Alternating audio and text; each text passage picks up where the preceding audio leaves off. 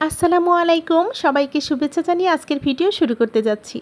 আজকের রেসিপি সুস্বাদু পাকা আমের বড়া। এই সুস্বাদু পাকা আমের বড়া রেসিপিটি আমি কিভাবে তৈরি করেছি সেটাই আপনাদের সঙ্গে শেয়ার করতে যাচ্ছি।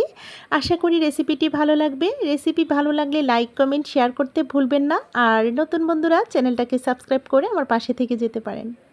তাহলে চলুন দেখি এই সুস্বাদু পাকা আমের বড়া রেসিপিটি কিভাবে তৈরি করেছি তার মূল প্রস্তুত প্রণালীতে চলে যাই। সবার প্রথম এখানে নিয়েছি চালের গুঁড়ো, পাকা আম, পাকা কলা, চিনি ও কালিজিরা। এই কালিজিরাটা আমার খুব পছন্দ, তাই আমি দিতে চেষ্টা করেছি। আর আপনাদের যদি পছন্দ না হয় এটা স্কিপ করে যেতে পারেন।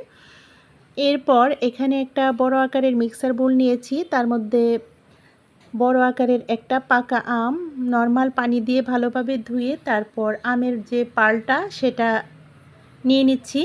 একটা নাইফের সাহায্যে কেটে নিলাম। কেটে নেওয়ার পর একটা চামচের সাহায্যে পাল্পটুকু বের করে নিচ্ছি। এভাবে পুরো আমের পাল্পটুকু বের করে নিয়েছি। আমরা চেষ্টা করব এখানে একটু মিষ্টি জাতীয় আমটা যেন হয়, আর একদম পাকা আমটাই নিতে হবে। আমরা সবাই তালের বড়া খেয়েছি, আর যারা এখনও আমের বড়াটুকু খাননি বানিয়ে আম থাকাকালীন অবস্থায় একবার হলেও ট্রাই করবেন। আমের পাল্পটুকু নেওয়া হয়ে গেছে। এখন আমি এখানে পাকা কলাগুলো নিয়ে নিচ্ছি। আমরা চেষ্টা করব একদম পাকা কলাগুলো নিতে। কলাগুলো একটু মোটামুটি পাকা ছিল কিন্তু একটু শক্ত আকারের ছিল, সেজন্য আমি পরেরটা নাইফের সাহায্যে স্লাইস করে কেটে নিয়েছি। নিয়ে হাতের সাহায্যে ভালোভাবে মেখে নিয়েছি। এরপর এখানে দিয়ে দিলাম চিনি। মেজারমেন্ট কাপের 4/1 ভাগ চিনি দিয়ে দিলাম। এটা আমরা আমাদের পছন্দ মতো চিনিটা ইউজ করতে পারি। এরপর এখানে দিয়ে দিলাম 1.5 কাপ পরিমাণ চালের গুঁড়ো বা চালের আটা। শুকনো চালের আটাটা নিয়েছি। এরপর এখানে 1 টেবিল চামচ পরিমাণ দিয়ে দিলাম কালিজিরা। কালিজিরাটা অপশনাল, আপনাদের পছন্দ না হলে এটা স্কিপ করে যেতে পারেন। তবে এখানে আপনারা কলাটা দিতে চেষ্টা করবেন।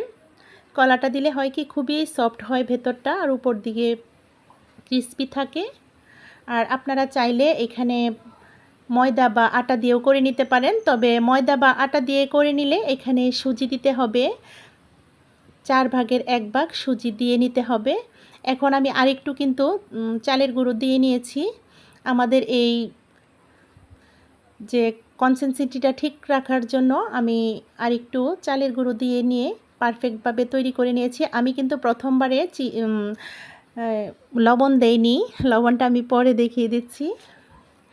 এরপর চুলাতে একটা লোহার কড়াই বসিয়ে দিয়ে পর্যাপ্ত পরিমাণ সয়াবিন তেল ঢেলে দিয়ে তেলটা গরম করে নিয়ে চুলার আগুনটা কমিয়ে দিয়ে আমি একটা চামচের সাহায্যে বড়াগুলো দিয়ে দিচ্ছি। আমরা আমাদের পছন্দ মতো শেপে দিয়ে দিতে পারি, বা কতটুকু বড় রাখবো কতটুকু ছোট রাখবো সেটা আমাদের পছন্দের উপর ডিপেন্ড করবে। এই পর্যায়ে চুলার আগুনটা একটু কম রাখবো, তা না হলে কিন্তু উপরে পোড়া লেগে যেতে পারে আর ভেতরে কাঁচা থেকে যেতে পারে, তাই আমরা চুলার আগুনটা কমিয়ে রাখতে চেষ্টা করব। খুব সুন্দর একটা স্মেল বেরোচ্ছিল।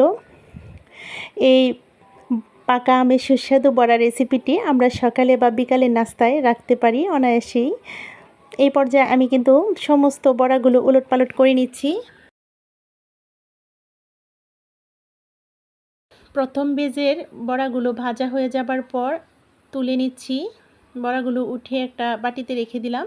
দেখতে পাচ্ছেন আমি কিন্তু ভাজার পর একটা বড়া খেয়ে দেখি কোনো তেমন একটা টেস্ট আসেনি। আসলেও আপনাদের যদি পছন্দ না হয় চিনিটা অ্যাভয়েড করে যেতে পারেন।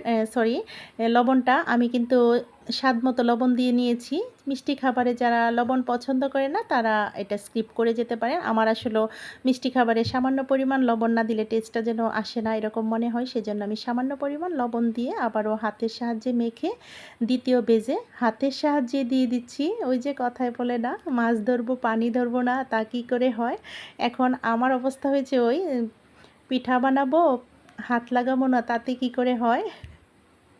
তাই আমি হাতের সাহায্যে কিন্তু বড়াগুলো শেপ করে দিয়ে দিলাম। আমরা আমাদের পছন্দ মতো শেপ করে নিতে পারি। আবারও বলছি, এখানে গোলাকার করে নিলে গোলাকারই করে নিতে পারেন, বড় আকার করলে বড় আকারও নিতে পারেন, তবে ছোট আকার করে নিলে ভাজলে কিন্তু খুবই ক্রিস্পি হয়। আর বড়া মানে এবড়ো থেবড়ো, বড়া যদি একটু এবড়ো থেবড়ো না থাকে তাহলে আর এটা বড়া না, পিঠা। তবে এটাকেও পিঠা বলা চলে। তো দ্বিতীয় ব্যাচটাও আমি একে একে সমস্তগুলো দিয়ে উলটপালট করে ভেজে উঠিয়ে নিচ্ছি। আর আমরা চেষ্টা করব একটু ডুবো তেলে এই বড়াগুলো ভেজে নিতে, তাই আমরা এরকম একটা ছোট কড়াই ব্যবহার করতে চেষ্টা করব, তাহলে কম তেলেই হয়ে যাবে ডুবো তেলে ভাজা। এভাবে একে একে আমি সমস্ত বড়াগুলো ভেজে উঠিয়ে নিয়েছি। কালারটা কিন্তু অনেক সুন্দর এসেছিল, কিন্তু আমার মোবাইলের ক্যামেরাতেও ওইরকমভাবে আসেনি, তবে খেতে খুবই সুস্বাদু হয়েছিল। আমের যে পাকা আমের একটা কালার এরকমই এসেছে, আর এত সুন্দর একটা স্মেল বেরোচ্ছিল। তো হয়ে গেল সমস্ত বড়াগুলা ভাজা। এখন আমি একটা সার্ভিং প্লেটে সার্ভ করে দেখিয়ে দিচ্ছি আর ভেঙে দেখিয়ে দিচ্ছি। দেখুন কতটা দেখেই বোঝা যাচ্ছে ভেতরটা কতটা সফট, উপর দিয়ে কিন্তু একটু ক্রিস্পি ভাব আছে আর খুবই সফট ছিল। আমরা আবারও বলছি, আমি কলাগুলো দিতে চেষ্টা করব, কলাগুলো দিলেই কিন্তু এরকম একটা পারফেক্ট বড়া তৈরি হয়ে যাবে। আমরা যদি কলাটা না দিই তাহলে কিন্তু খুব শক্ত থাকবে, খেতে টেস্ট আসবে না। আশা করি রেসিপিটি ভালো লেগেছে, একবার হলে আমার মতো করে ট্রাই করবেন থাকা অবস্থায়। তো আগামী ভিডিও দেখার আমন্ত্রণ জানিয়ে আজকের মতো ভিডিওটা এখানেই শেষ করব। সবাই ভালো থাকবেন, সুস্থ থাকবেন, আমাদের জন্য দোয়া করবেন। আল্লাহ হাফেজ, আসসালামু আলাইকুম।